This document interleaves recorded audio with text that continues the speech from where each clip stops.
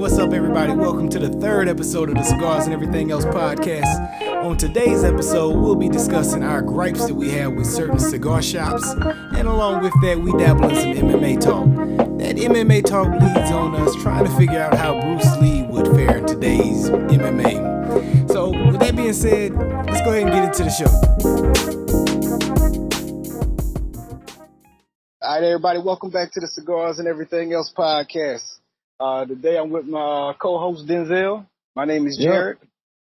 All right, and we're going to get into a little cigar talk, man.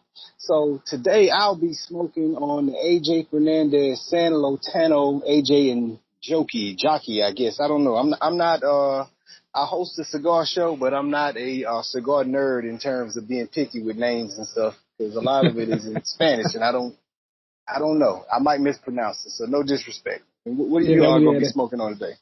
Yeah, that was a mouthful. Mine's a little bit more simple. I just have a Perdomo. Looks like the 20th anniversary. So you guys were up on our last podcast. We had talked about Perdomo a little bit and how I had a gripe of some sort with Perdomo, and kind of started to categorize him as one of my least favorites. Put him in that Brickhouse category, which, if you know how I feel about Brickhouse, yeah, Brickhouse, Gurkha, all in the same class for me. If we had cigars on the show, that would be low shelf in my opinion. So here we are. You're not the only one. A lot of people complain about Gurkha also, so you're definitely not alone in that. Oh yeah. So we're going to give this Perdomo a try. All right. Well, I've been waiting to hear this, as have some of you been waiting for 2 years now. So we're going to see how this plays out, y'all. Has it been that long? It's been a while, man. It's pretty close to it. Not quite, but hey, look, we can blame it on COVID. Yeah, it was cold. We felt it coming. we had to shut it down for COVID, man. Yeah. All right. So I'm lighting up my cigar, and we're going to discuss it and see what his first initial thoughts are on this. Got mine and getting toasted. So while I'm toasting mine, I got a couple more gripes. What you got? A couple more gripes. I guess it's a cigar gripe time. So, recently I just moved from Georgia to Virginia. And the whole time when I was in Georgia, I only had a handful of cigar shops that was available to me. So, the cigar shop that was available to me, you go in the cigar shop, you're going to go smoke, shop for your cigars, and you don't feel like you have the freedom to browse the way you want to. You know what I'm saying? Have access to pick up your cigar, take a look at your cigar, figure out, have a good feel for what it is you're into for the day. So coming here to Virginia thinking it's going to be a little bit different, come to find out it's even worse. Even worse here. I mean, sometimes just had that idea of where, I want to enjoy my browse. And sometimes these guys at these cigar shops, they don't give you the opportunity to enjoy your browse. So what's your thoughts and feelings on that? Yeah, I agree with you. I mean, it's a balance to it. I understand, you're going to come across different novices and things that really don't have a clue what they're doing. It may be their first time inside of a humidor, and you want to be there to assist them and point them and guide them in the right direction. But for those of us who are a little more experienced in cigars, you would like to sometimes figure out what it is that you're looking for the day. Sometimes you don't know your own mood. I mean, sometimes you might go in saying, hey, I want something a little more full. And other times you're not sure. You're just kind of eyeing it. So I know exactly what you mean. Sometimes I want the freedom to just eye it, take it in, see what pulls me in and grabs my attention. And I don't really want to be hassled or have a conversation about it. Yeah. Or guided. I mean, I'll take suggestions. I don't mind a suggestion too. And honestly, typically, most of the times I would suggest a cigar, ended up hating that cigar too. But going off just the feel, usually when I have a feeling for a cigar, and I kind of led to that cigar, in that moment, okay, I think this is what I want to try, it's usually something I end up loving. It's been rare that somebody has suggested a cigar to me based on how they thought I was feeling and say, try the cigar, and I actually loved it. Handful of times, yeah, but more so you know, never really cared for that cigar or never went back. So it's like, man, you kind of wasted my experience in a sense by kind of butting into my moment of that time where I'm just trying to browse for my cigar, try to find the right one to grab me at the time. Yeah. It's almost spiritual in a sense, man. It calls you. It connects to you sometimes, man. Yeah, You don't yeah. can't force it on me, man. Whatever your vibe is might not be mine. Even if we both looking for the same body cigarette, like I'm not Hmm. cigarette, cigar. I'm sorry. Don't kick Oh me out. man, Don't kick me out. yeah, yeah, yeah, yeah, yeah. Don't do that. I don't It's smoke not the cigarettes, same. by the way. Not the same. Like, but but yeah, exactly, man. I'm entirely with you on that. And I'm kind of the same type of shopper in general. Like if I go into a store, I don't really want to be. I want the Be opportunity to bothered. look on my own. Then you come check on me. I let you know if I need you or not. But I need to get myself settled into my environment first That's it. before Yeah, you. But greet yeah, me. yeah. Definitely greet me. Give me an opportunity to look Yeah, around, and then you come a in and little say, "Hey, do you need acknowledgement anything?" is cool. Uh Yeah, huh. acknowledgement is cool. But hey, after that, let me go ahead. Let me make my connection. You know? Let me get my bearings of your humidor. I need to see where everything is located. So if you see me looking, maybe it's my first time inside your humidor, not my first time inside a humidor. A So humidor. don't exactly. And So yeah, and a lot of times, especially when, like on the move here, being here and trying out all these cigar shops out here, a lot of times it's my first time in a cigar shop in this area, and it's you get that feeling of when they're trying to help you, like this is your first time looking at a cigar. It's like, man, no, I've been doing this for a while, but I just haven't seen your layout and see what you have and what you have to offer. You know, yeah, and you some might people not are have the lucky. same thing every time I come here. So I don't know if True, you're going to be true. rearranging things or setting your area up a little differently, or you just have a new cigar in, some new, or new different ones in from the same brand. Hmm. I'm with you on that. That's frustrating for me. I find it frustrating, and it can almost make me not go back to your shop afterwards. Like if I That can find yeah, a shop some that finds the right balance, I'm better there find the than right going to balance. your Yeah, shop. in some ways it could be a deal breaker. you know. And you can even have all the cigars I love. You have all the cigars I love, and I know, and I would have, what I'm saying? It'll be a pull, like, man, they got that cigar I want, but I don't even want to go over there. It could be that bad for me. Hmm. Like, I don't know if it's because I'm just becoming a grumpy old man and set my ways, but I don't know. That's just where I'm Probably going. You know could what I'm be that saying? probably, but Coming, I don't think it's entirely that though. I would think a lot of people feel that way. I couldn't mm, really imagine people wanting to be followed around from the moment they walk in. Like from the yeah, it moment has. I I mean, walk in, you're just on my side talking to me about it. Like, and it's one thing if we're casually having conversation, and it's not and it's like, another thing if you're trying to sell me on stuff. in my opinion, smoking a cigar is a freeing experience. So when I go to the cigar shop and I pick my cigar, I want to have that, it kind of ties into the same thing, that freeing moment, be able to connect with a cigar, find your vibe, when you shop for that cigar as it is when you smoking your cigar. So that's why it's such a big gripe for me, you know. Totally agree. Totally agree. All right. So with that being said, what's your initial thoughts on the cigar? Okay. All right. So getting into this Perdomo, just got it lit. So our first light.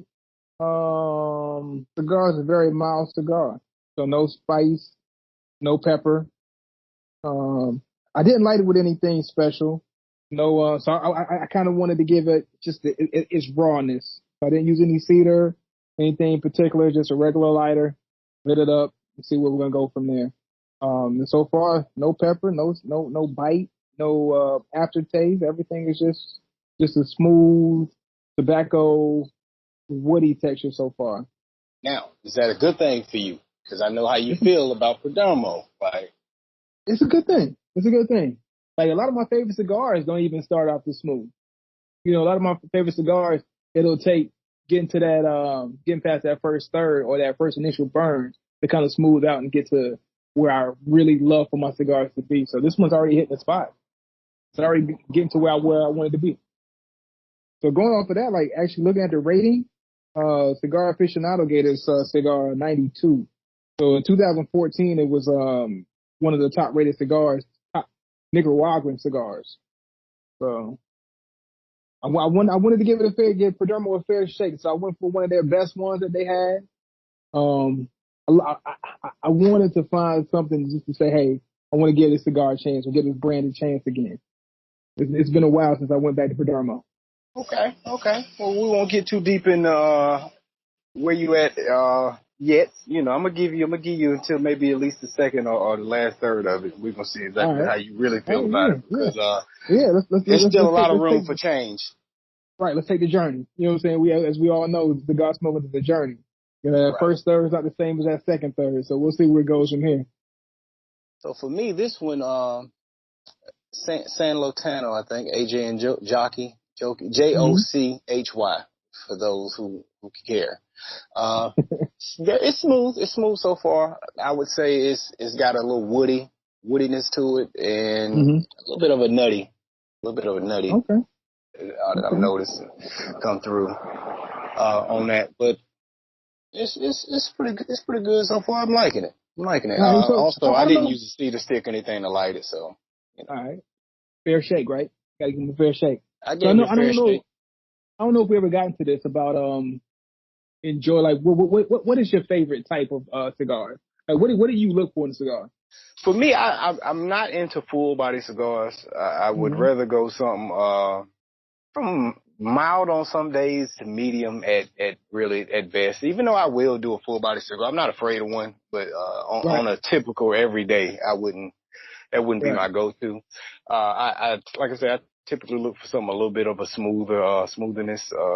Mm-hmm. As far as not into the peppery, just all the normal smooth flavors that you normally get Smooth. from a cigar. Yeah, Yeah, you like to be smooth. You want it to be mellow. Everything mellow, right?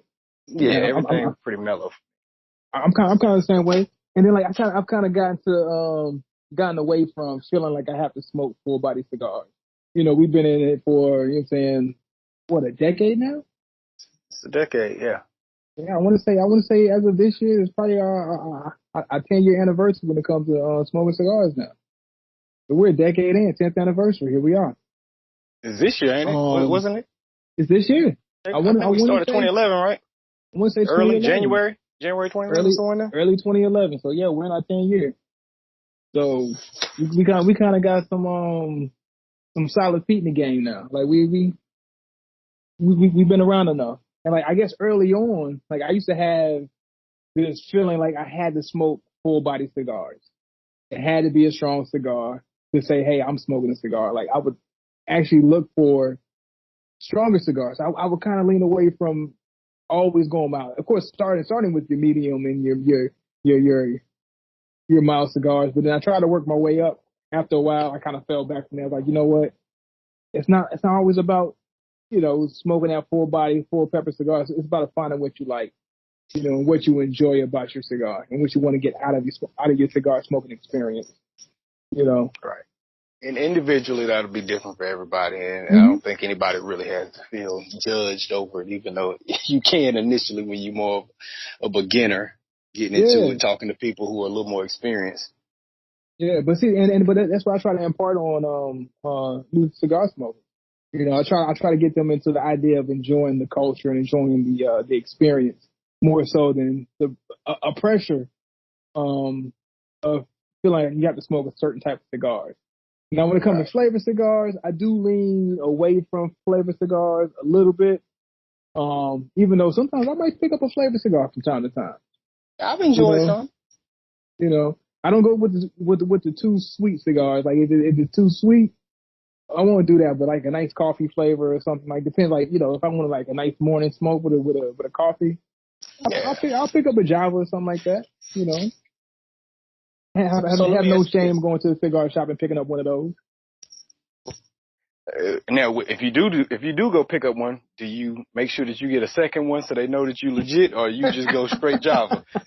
Oh no, I'm gonna pick up something. I'm gonna pick up another cigar. I'm gonna pick up at least two extra cigars. Let them know, hey, look, I don't just do flavor.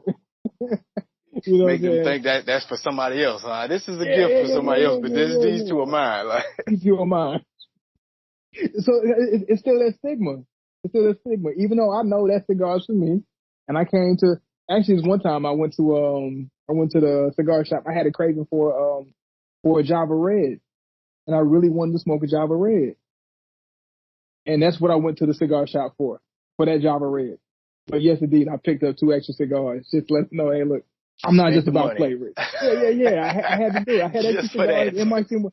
I still had cigars in my humidor, but I had to get some extra cigars on top of the Java Red just because I didn't want to get looked at. Hey, if this guy's fine flavor cigars, it's that stigma. But you know, All right, so here's a question for you. Now, we mm-hmm. both agreed that we're into smoother, more mellow smokes and whatnot in general. What would Okay, you say that you typically go for pairing that cigar pairing. with as far as drinks? Yeah, what would you pair that with? What kind of drink? Would it Okay, be something well, more of a harder drink, or would it be like a whiskey or a vodka, whatever? What would it okay, yeah, I be? was going to ask you to clarify that. So, are we talking alcohol, or are we talking coffees, or are we talking tea, or whatever? Any of that, actually. That's Okay. a good point. Any of that. Oh man, it depends on the mood. It depends on the mood. Like I don't always feel like I have to have a liquor with my cigar. You know, sometimes it could be a tea, and it really depends on timing too. You know, of course, as much as I would love to just be able to wake up and start my day off with a nice little buzz, you know, in the morning, I might go with a cold brew or I might go with a hot tea. You know, I lean that way.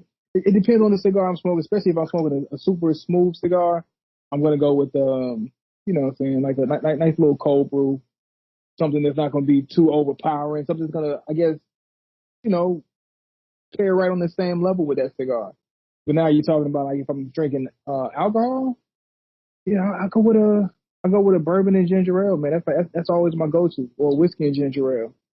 Like for some reason I don't know what it is, but for me that just hits the spot. Like it They just go beautiful together, don't they? yeah, it just takes it right there. You know, it doesn't go over the top and it doesn't cut under. It like it just hits it right on the spot. I don't know what it is, but you know, I'll drink my whiskey neat, or you know, I won't. And sometimes where I don't cut it, but for some reason, throwing some spices, some ginger ale, and some whiskey, some Maker's Mark or something like that, it just hits the spot for me. What about yourself? Hey man, I'm with you the exact same way. Like I'm gonna go with either a bourbon or a whiskey. Number one, that's Mm-hmm. my favorite go-to out of any of them. Ginger ale, like you say, typically, or you can or neat. I'm cool with it neat also.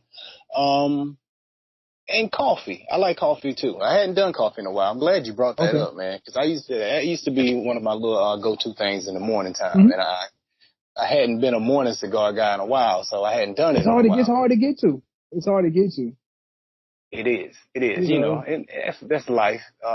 For me personally, I know I've had another child since the podcast has started, and with him being, he just turned one recently, so you know what that first year is like for everybody. Who I'm sure we all tend to be older people that's listening to this show. Probably most of us have children. Yeah, it's killed my mornings as far as that Yeah, goes. So those wake ups are a lot different, I'm sure. yeah. So I've Start been your day missing off out with on a that. bang. Right. I So definitely remember those days, man. So yeah, that's something I look forward to. But yeah, for me, it's definitely whiskey or bourbon. Um, I'm thinking I don't even know if I've ever really messed with a tequila in a cigar. Have you ever you smoke? I mean, you ever smoke a cigar with tequila? I have, I have, but How's that? I'll do a dark tequila though. Wow. It's Okay, not we might bad. as well still brown. It's a brown. You know, I do a dark tequila. And that's actually my favorite type of tequila. Um, go with a nice dark. Like it actually smoother than you know all the other typical what people think is typical tequilas. Um, but yeah, I've done a tequila with my cigar before, and it's actually turned out paired very well. Um, vodka and cigars. Ah, Oh, the tequila was straight, or did you mix it it was straight. It was straight. straight? Okay. Yeah, I can do a brown tequila straight without That mixing sounds pretty anything. good actually though. I'm Hmm. not gonna play around. I hadn't thought of doing that before, but yeah, that sounds good. Yeah, it's actually not bad. It's not. It's you know what I'm saying. A lot of people shy away from that. Like I was have try to get people to try the tequila, Like, nah, man, I'm not messing with tequila. It's different. I tell you, it's different. And then with a cigar, they like it. You know, the vodka, not so much. I don't really do a vodka with my cigars. But of course, you know, bourbon, that's the go-to. A Gentleman's Jack, uh, what up, Knob Creek, of course, Maker's Mark. I throw a Jameson in there every now and then. But yeah, Flash ain't one of those with some ginger ale. We winning anytime. But speaking of what we drinking, today with my cigar, I have my cigar paired with the Japanese whiskey. My first time ever trying a Japanese whiskey. How you like So I that? took a couple sips of it. Oh man, it's actually smooth. And how I'm drinking it too, drinking it straight neat. No ice, nothing cut into it. You know, didn't mix it with anything. Just drinking it straight out the glass. And any noticeable difference between a regular whiskey and a Japanese whiskey? Almost zero burn. I'm gonna tell you Mm. that. While we've been sitting here since we opened up the podcast, I took my first sip. No burn. No burn. Like this thing is it's actually really smooth. I have the Suntory whiskey. That's the Japanese one we're running. drinks tend not to have much burn though. I Yeah, haven't I hadn't had true. Japanese whiskey, but the Japanese drinks I've had are all pretty smooth. Yeah, like the with the sakis. Sake's are very smooth. Like they're Yeah, strong, but sakis they're are very smooth. smooth. They'll hit you if you ain't careful. Yeah. Shoot, Korean soju. That's the one you got Uh-huh. to be careful with. You know, like you mix soju with anything, it's gonna taste like whatever you mix it with. You know, you mix with anything, it's gonna taste exactly like what you mixed it with. So you got to be careful with that. But yeah, but Yeah, this Japanese that's whiskey, that like I Bruce said, Lee, man. It takes the form of whatever it is. It's water. whatever, Be it's water. water. Yeah, you gotta be careful with stuff like See that. the Bruce Lee, my man. That's my guy. Did you ever see his ESPN what is it, 20 for 20? Oh no, damn it! Oh, 30 for 30. 30 for 30, yeah, 10 off. 10 off. No, I never Yeah, seen man. it. I never seen it. I didn't even know it existed. Yeah, they did a 30 for 30 for him. Mostly from what I heard, they portrayed him as just an actor. It's pretty from It's what just I've heard. I didn't watch it as myself. okay. So what they did, they questioned his like how much His legitimacy as a true fighter because as a true fighter. he wasn't your regular tournament fighter. You know what I'm saying? He was a I mean, Hollywood guy. tell me what do you think that is? Like, why do you think they would do that? Especially in somebody who performed in Hollywood at his time without all but you never hear anybody question somebody like a Jet Li or a Jackie Chan. Like I've never heard anybody question like I've heard that before to where they question the legitimacy of his actual skill set. But you never hear how Jet Li's skill set is questioned or Jackie Chan's skill set was questioned. And they're in this era of movies where there's more special effects and you can do more to heighten, you know, a lot of their moves and things they were doing and things they were showcasing. What Bruce Lee was able to show was just raw traditional martial arts. Well, I'll say this. I don't think his skill set is what's in question. I think his skill set is undeniable.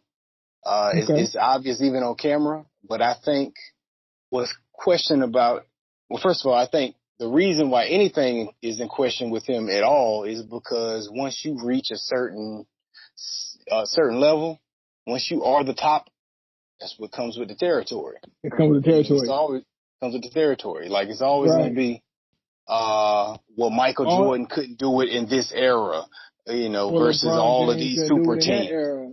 Yeah. Yeah, or LeBron can't do it in that era. Like, you know, it becomes that when you are that guy. Like when Yeah, your greatness is you so just get that undeniable, heightened level of scrutiny. it's no, where Higher else do level. we scrutinize you? We have to find something to bring you down. Like, you know, Right. and So you just, that's the hit against his legacy. That's where you can hit him at is, yeah, well, because Bruce Lee reached God status as far as in that right, world. You know what I'm saying? right. So Like consider when it comes to martial arts and it comes to uh hand-to-hand combat, he's considered the GOAT. Yeah. So He's how else do considered the GOAT. you in order to put a dent in his armor, what you Uh-huh. do is you say things like, okay, well, he wasn't an actual tournament fighter, so we don't know what he could have done, and Okay. and that's Okay. the only thing that you can hold against him at this point. He's got all the great stories and whatnot, but then people start coming out the woodworks with their own little stories about things about how this happened to him behind the scenes, or this guy beat him up, or he was a little guy, he couldn't beat up anybody in a bigger weight class, and all these other Right. things. Right. Right. And maybe they're legitimate arguments, maybe they're not. I don't know. But the man's not here to show and tell anymore. So Right. Yeah. Can't defend himself or can't prove or disprove anything. So we leave it up to the idea of, like you said, we're in that portion where you get to a certain level, you got to figure out, okay, are you really legitimately the top of the top, the cream of the crop type of situation? So, for me, if you ask me, baddest man on the planet. That's from a personal standpoint. And being a martial artist myself, yeah, I you have have to to, clarify that. what I'm saying? So little legitimacy in my argument. Okay, Coming from so with that being that said, standpoint. you do have to give me your backgrounds, because what you're saying is going to hold weight differently from what I'm saying, because you're deeper in that world than I am. So Okay. can you give them a Okay. little bit of your background as far as A that little bit of goes? my background. Okay. Well, I started martial arts when I was 10. So we're talking a few decades ago, almost 3 decades ago. we get to that point, right? Almost Mm-hmm. 3 decades ago. Started on the island of Okinawa, Japan. So I started right there with the master of my art, Master Odo, who was the master of Okinawa Kempo. And that's what I've done, and only been pure to that art form. Haven't done anything outside of that. Where I know a lot of people, they'll do different styles. They'll do 2 or 3 different styles and mix them. I've been a purist. I've always believed in being a purist as far as getting into an art form and becoming a master of that art form. Instead of dibbling dabbling in several art forms, you just stick with your one and become a master of that and utilize it to the best of your ability. Um, so that's where I'm at. Straight purist, traditionalist when it comes to martial arts, and Okay. that's my background. So as a study 1993 when I started. So as a well-studied, well-experienced martial artist, you personally view him as the GOAT, and your reason is from what you've seen on film or stories that you've heard, maybe books you've read.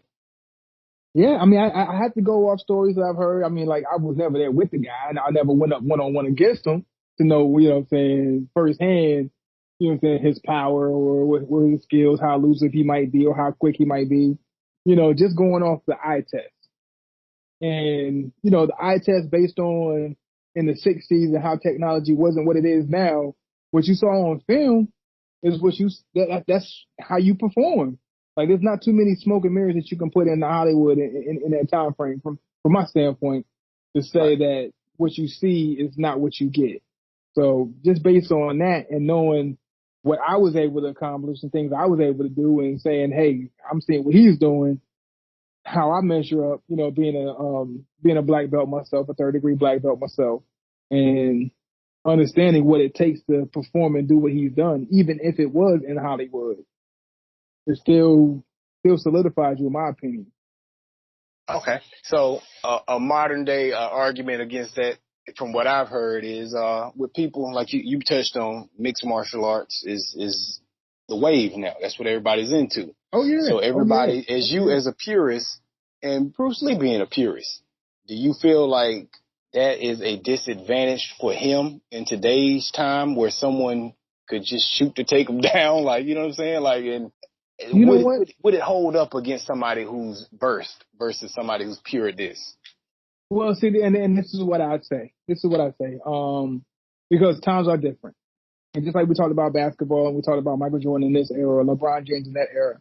If you put Bruce Lee in the era now where mixed martial arts is a thing, or even even going from a first person standpoint of saying, hey, look, if I started in this era of mixed martial arts and before it was Thai boxing or you did Taekwondo or you did karate or you did Kung Fu. Now you have this whole mixed bag of martial arts, right? And if you take us in a sense, put myself 20, 30 years ahead of time and say, if I had to adapt to the way they go about martial arts now, would I be able to perform or would I be different and would I excel in what they do now? And that's kind of saying same thing with him. You take his philosophy, you take his discipline and certain things that he believed in and certain things that he did, his regimen, of course, man, he'd still be the GOAT if you ask me. He would still be elite because he would have he would had still be those elite same abilities, that same ethic, and just and be able to dropped off in transform it. today's time. Right. I He'll got be able to transform it. Even if he was still a purist. It's just having an understanding of what certain tactics are. Because back in the day, you still had people who were purists of judo, purists of jujitsu, and purists of taekwondo. Like even myself, competing in tournaments and competing in fights against somebody who was a taekwondo guy or competing against somebody who was a shorin-ryu guy. You understood what their techniques were. You understood how they were going to go about a fight. So if you put him in this era, even with him just using his skill set of what he did and the art that he mastered, now he would have an understanding. Okay, this is their approach. This is how they're going to try to fight me. So this is how I'm going to try to have to defend myself and then overcome them.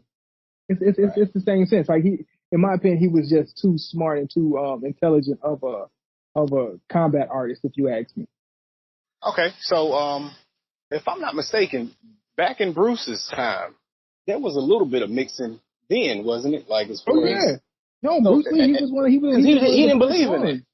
He was one of Bruce the didn't first believe in it, ones. right? If I'm not Yeah, he was mistaken, one of the first ones. He was one of the first ones who actually started the idea of mixing different styles. but he had it combined into his own style that he His own considered. style. Yeah. Yeah. And then he mastered that. But yeah, like you said, Bruce was one of the people who had a style that was combined of mixing and whatnot. And actually, I think Bruce, all the way up until, when MMA really kicked off in the early 90s, around the time when the Gracies was running the shows and whatnot, that's when it was truly any weight. There were no weight classes. It was your style versus my style, and we're going to see who's going to win. That's an era where I think he could have really definitely excelled in, and not had to adjust anything or adapt. It would just been his style versus the next man's style, and that would have been an interesting era to see him in. I think that would have been the era I would like to have seen him compete in. I mean, like, time travel. I will say this though, like even over time, because in the very beginning, I wasn't the biggest fan of like MMA and UFC and all of that, but over time, it has grown on me. But in my opinion, it's become more of people mastering their style now. Like it's not so much of a mixed bag anymore. Like now things are kind of jumbled up. You have that mixed martial arts. Now mixed martial arts, in my opinion, it's starting to become its own genre of combat. It's become its own style. You just have slightly different variations of it now. So your background is one thing. Everybody has different backgrounds, but they're kind of still.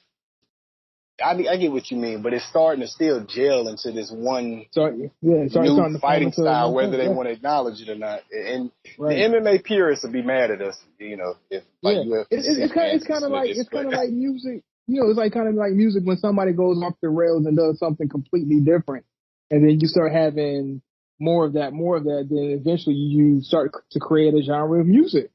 Yeah, like rock and roll exactly. Started, or people combine genres until it becomes its own genre. Eventually, and that's what's starting to happen with MMA. It's actually starting to become its own genre of or style of fighting.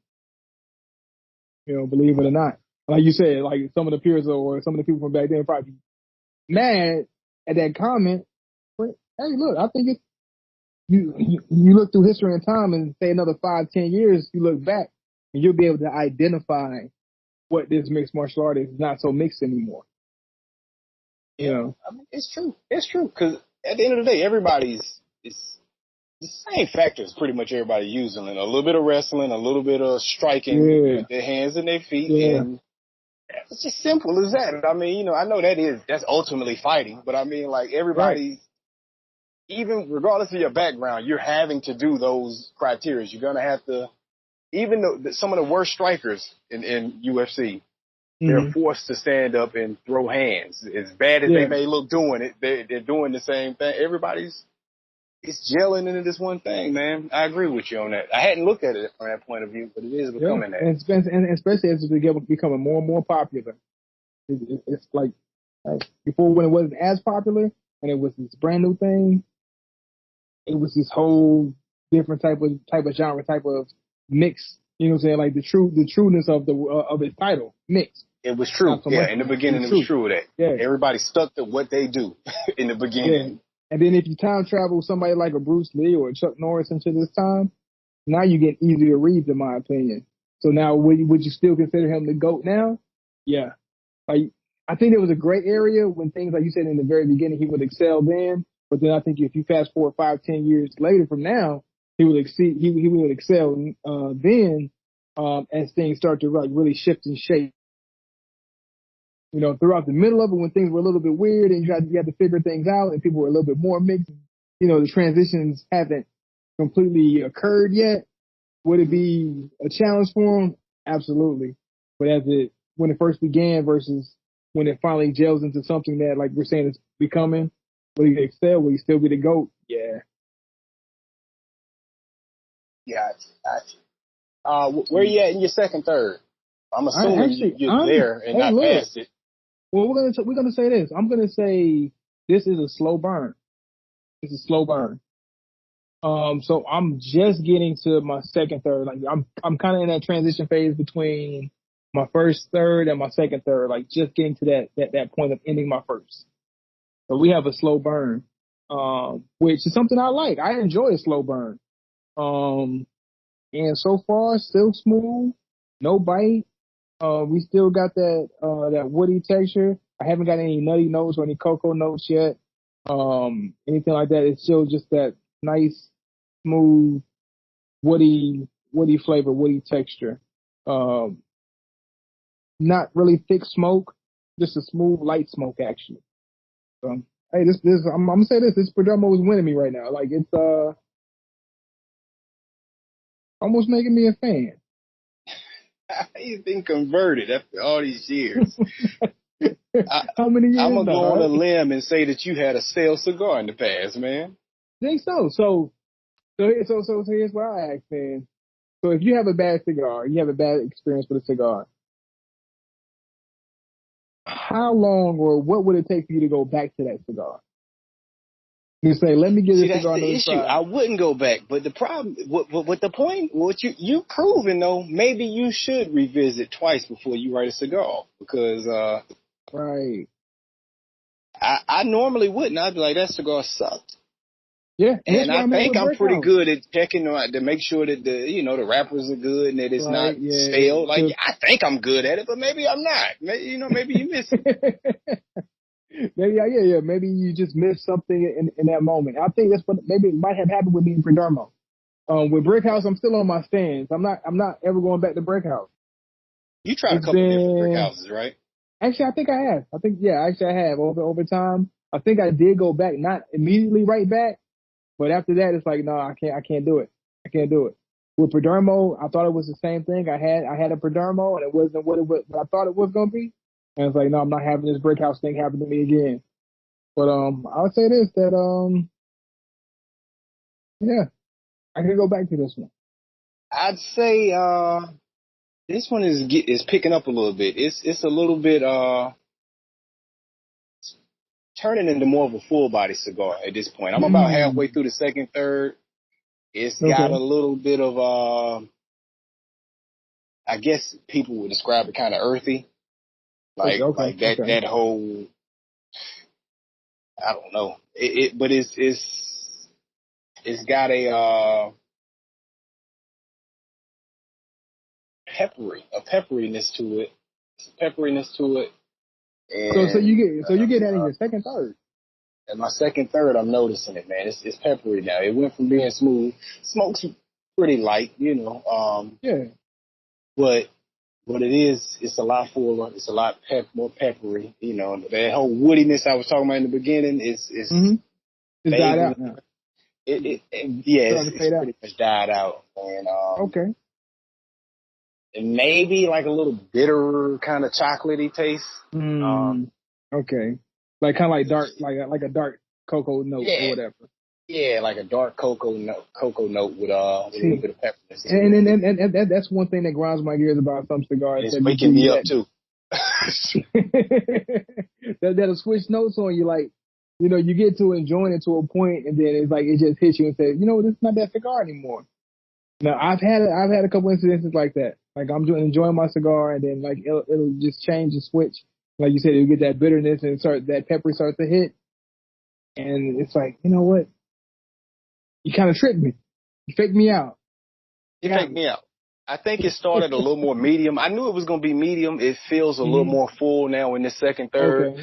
and it's like I say, I feel very awake and alert, like I just had some coffee or something. I feel like it, and we've been talking, so I haven't been noticing it. But when I went to think about it, and I'm still smoking, I'm like, man, this is getting stronger here. Like, and I'm noticing the Yeah. pepperiness and the smoothness is gone at this point. I'm like, okay, but we're in the moment, so all of that was going on, and I wasn't catching it. I wasn't being Mm-hmm. consciously aware of it. But Mm-hmm. that is the change so far that I'm noticing in this cigar. Yeah.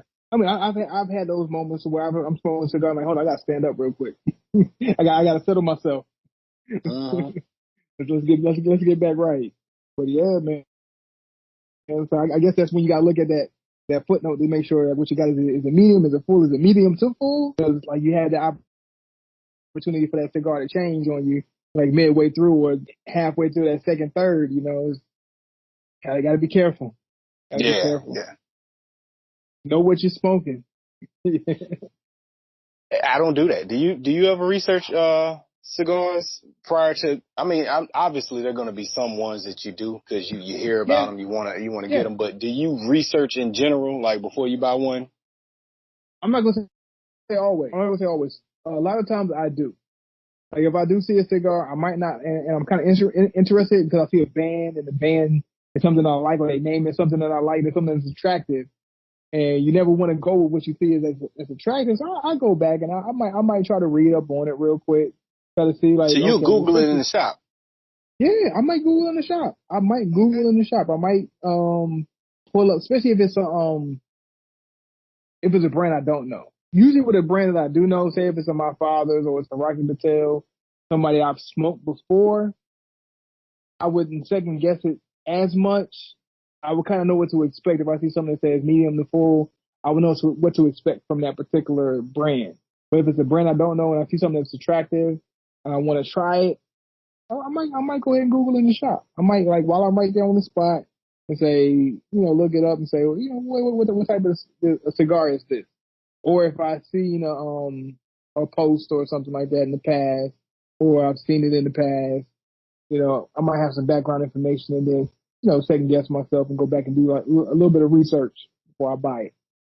Because I mean, really, realistically, I want to protect my cigar smoking experience.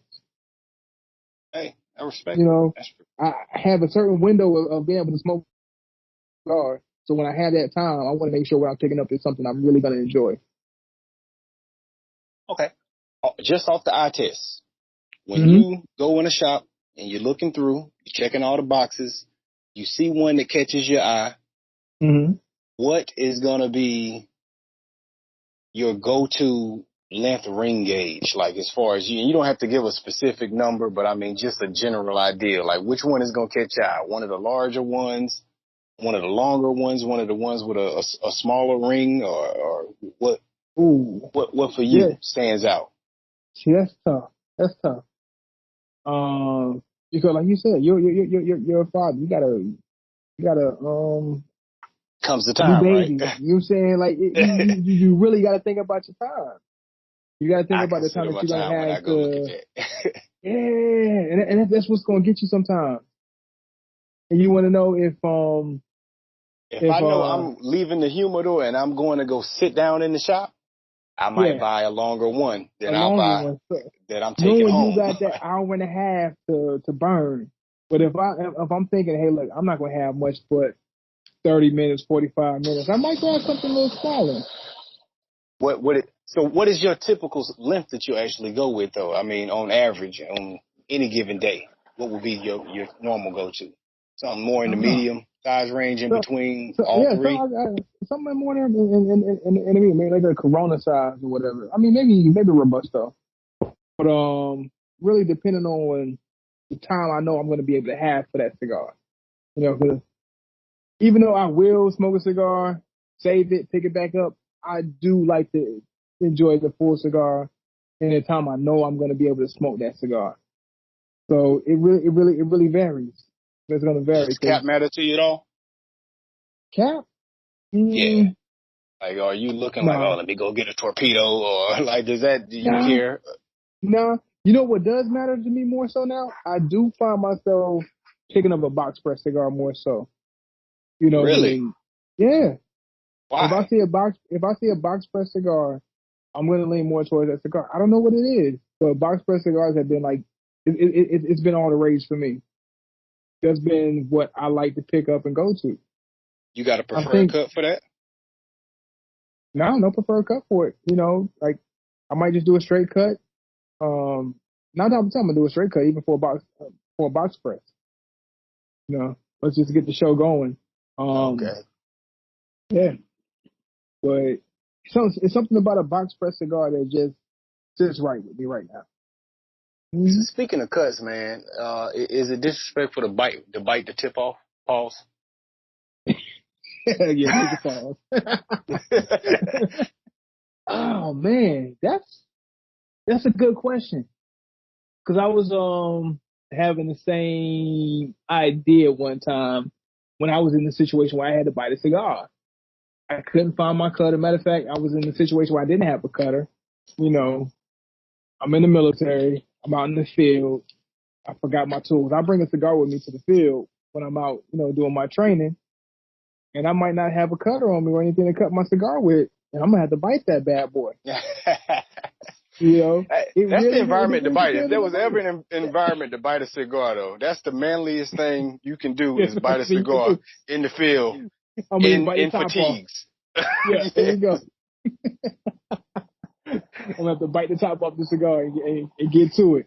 But I think in a normal setting, if I seen somebody bite a cigar, I would I would feel disrespected as a cigar smoker. Like, man, go ahead. Like, if you need to borrow my cutter and go ahead and cut the That's top somebody, off, huh? yeah, just ask me for my cigar. I mean, my cigar cutter. I mean, you really can. We're not a community where you can't do that. Cigar smokers is the best community Oh out of yeah. any Oh hobby or man. leisurely thing you do. And you know me, especially as many times we smoke cigars together.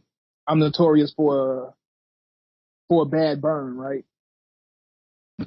Yeah, you are. I got a I'm beautiful burn notorious today. I for a wish I could bad put it on burn. camera.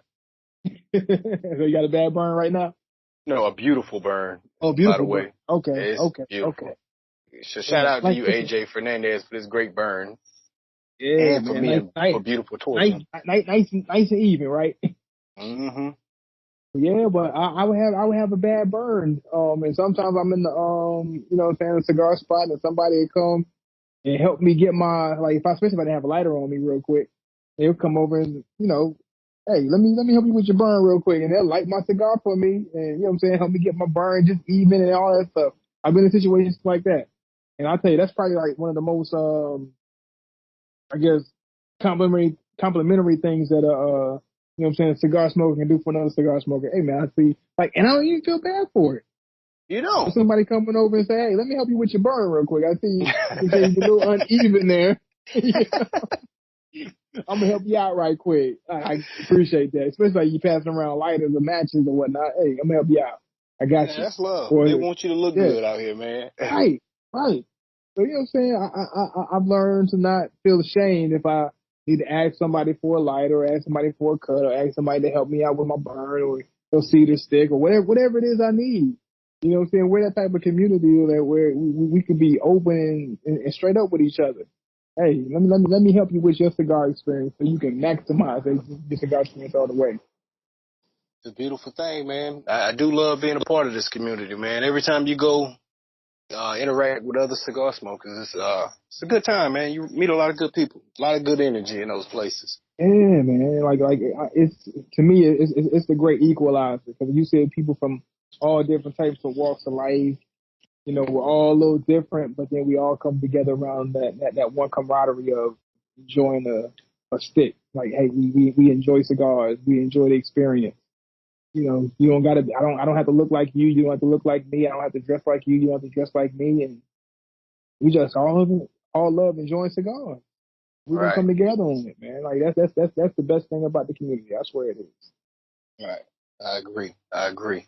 That's a great note, man. Let's end it on that note, guys. We appreciate you again. Any final words on your Perdomo and your feelings going forward towards Perdomo? And well, I'm gonna say this to Perdomo. I underjudge you guys. We're gonna say it like that. I underjudge. Perdomo, at least this cigar, the 20th anniversary. So far, I've hit my second third, and we're still riding smooth. Still riding smooth. Halfway All through the right. cigar almost, in the second third, and we're riding smooth from first burn to now.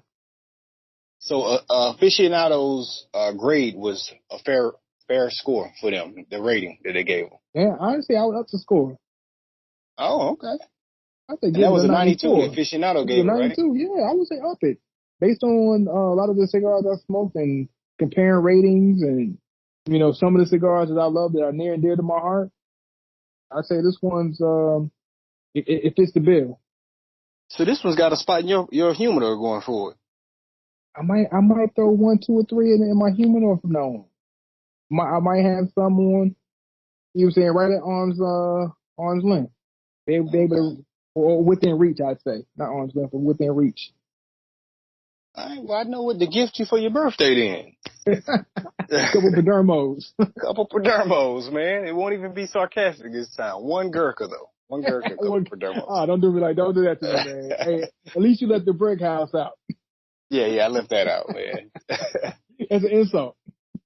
Big time. But no. Much love to Padermo. Much love to 20th anniversary. Major shout out to Suntory Whiskey. I tell you, man, first time drinking this Japanese whiskey, and it is a winner. Hey man, you had a good day then, man, between the Perdomo and the Japanese whiskey.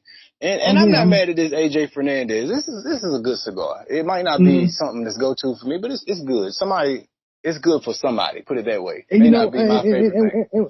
and what it is just understanding what cigar you're picking up.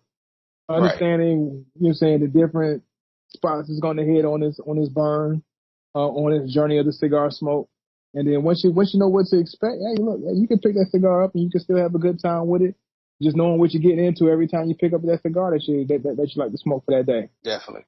And ladies and gentlemen, we're going to try to go forward. We're going to try to be a little more consistent. I'm sure you can see the dates on these episodes haven't been what they need to be, but we're going to be a little bit better about getting episodes recorded and getting them out there to you. Oh yeah, we'll Maybe be back. even we'll try to start maybe doing the same brands together. Same cigar brands together. That's an idea we kind of been toying with. So you can look forward to potentially that in the future. And check us out on Vernon Cigars on Instagram. Check us out there, guys. Also, we appreciate everybody that tuned in, and we'll get with you next episode.